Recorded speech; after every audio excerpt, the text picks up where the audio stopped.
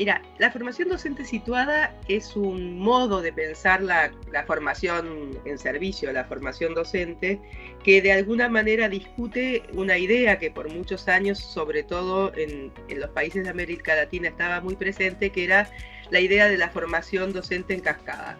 O sea, si yo quería llegar a un sector grande de los docentes, lo que hacía era formar a un pequeño grupo, y ese pequeño grupo eran después los capacitadores de los docentes en las escuelas y así más. En realidad, la formación docente situada tiene dos características que son fundamentales. La primera es que es una formación in situ, como su nombre lo indica, esta idea de formación situada como una formación que se da en el propio ámbito de trabajo de los docentes. Y esto recoge dos cosas.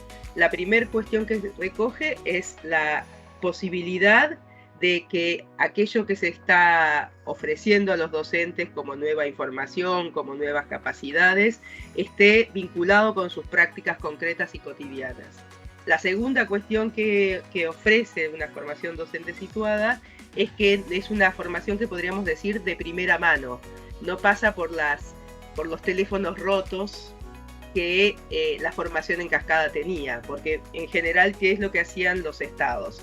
Formaban un buen grupo de capacitadores, quizás con muchas cualificaciones como capacitadores, que a su vez capacitaban a otras personas que ya no tenían esa misma experiencia de formación de profesionales en actividad, y entonces lo que terminaba haciéndose era devaluándose aquello que llegaba a la escuela.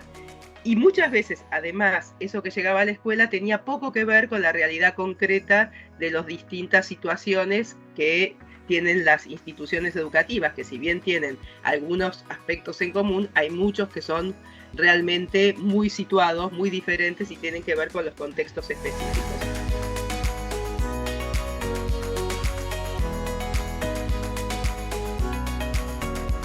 Yo te diría, hay varias cuestiones. La primera es esta conciencia de la necesidad de una formación docente situada y de las posibilidades que te dan las tecnologías para poder hacer una formación docente situada más allá de las distancias y las diferencias de los contextos.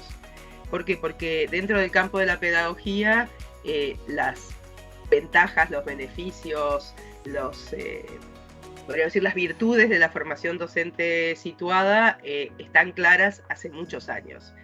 Te diría que hace 40 años que sabemos que esa formación docente situada es sin duda mucho más efectiva, mucho más rica, mucho más potente que otras maneras de formación, ¿sí?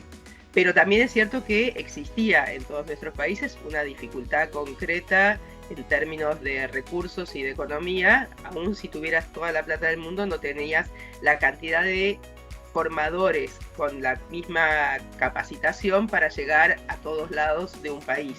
Países diversos como son los nuestros y amplios, donde las distancias son muy grandes.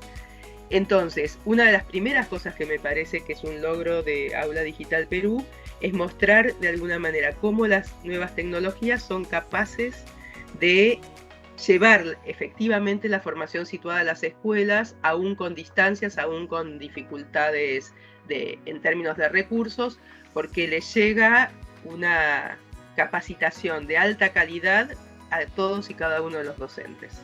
Esa me parece que es el primer logro de haber podido articular muy claramente el uso de los medios que permiten la formación a distancia con la calidad de esa formación.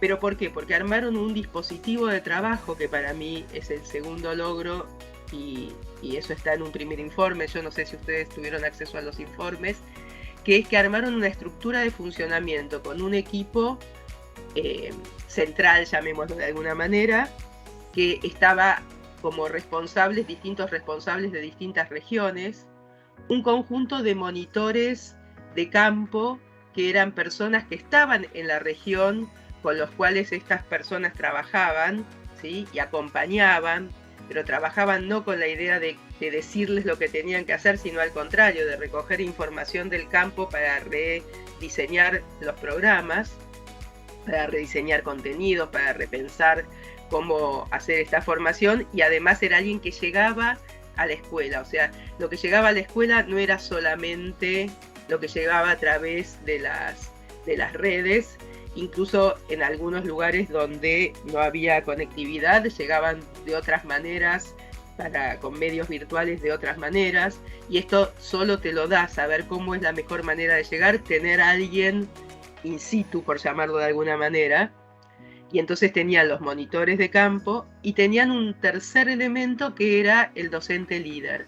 El docente líder que al principio era uno, que después se pensó en parejas, que eran personas dentro de la escuela que de alguna manera eran como pioneros dentro de su escuela y estimulaban el trabajo de sus colegas docentes, de pares.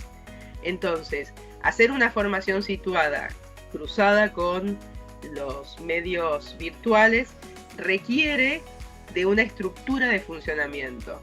Y esa estructura de funcionamiento para mí es uno de los hallazgos mayores en esas primeras etapas de Aula Digital Perú.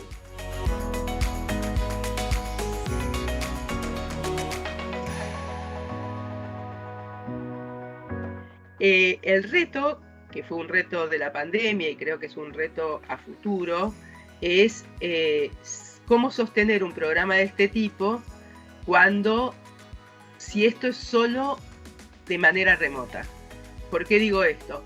Porque cuando pudieron sortear los desafíos de la no presencialidad en la pandemia, era porque contaban con una cantidad de gente que había trabajado en esta lógica de semipresencialidad, que se sentía parte de un todo, que se sentía que tenía un vínculo establecido. No me imagino poder empezar un programa como Aula Digital Perú solo de manera virtual. O sea, había un aprendizaje institucional, pero había además un aprendizaje de una masa crítica de gente que venía trabajando en el programa. Y creo que un reto importante sería poder pensar dos cosas. Sería un reto importante, o en todo caso una alerta desde la investigación. Hay dos alertas. Uno es pensar que Aula Digital Perú requiere, y otras de las ventajas fue que siempre se hizo de manera muy articulada con las políticas educativas locales. No era como algo más que llegaba a la escuela, sino algo que llegaba a la escuela para ayudar a hacer aquello que las escuelas deberían hacer. Y esto era otro de los logros, ¿sí? Con lo cual, si uno piensa en Aula Digital Perú y quisiera pensar en Aula Digital Uruguay, Escocia o Panamá, no es simplemente copiar y exportar un modelo, sino hacer este proceso de interacción con las políticas públicas nacionales, con las políticas educativas, con las escuelas, con la forma de organización del sistema, que en este caso es regional. No es solo decir funciona y hay que hacerlo igual. Y eso era una cuestión que Aula Digital Perú tenía muy claro. La segunda es que, si bien en la pandemia se pudo hacer todo de manera remota y ya no se necesitó, había monitores de campo que no necesariamente residían en el lugar en el cual estaban las escuelas, porque hicieron una reestructuración de estos monitores de campo para apoyar mejor a las escuelas, con lo cual con aquellos que eran más potentes hicieron un fuerte trabajo, y de repente el monitor de campo, como su trabajo era virtual, no necesariamente vivía en la localidad.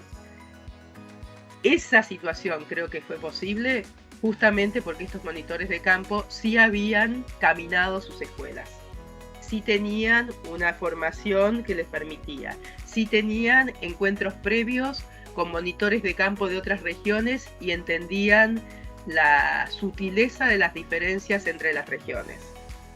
Entonces yo creo que un reto es poder pensar si es posible, si no es posible, cómo iniciar, por ejemplo, un programa de este tipo en otro lugar, y no tomar la última experiencia de aula digital, donde realmente pudieron hacerlo todo de manera remota, sino entender el proceso que permitió que esto fuera posible.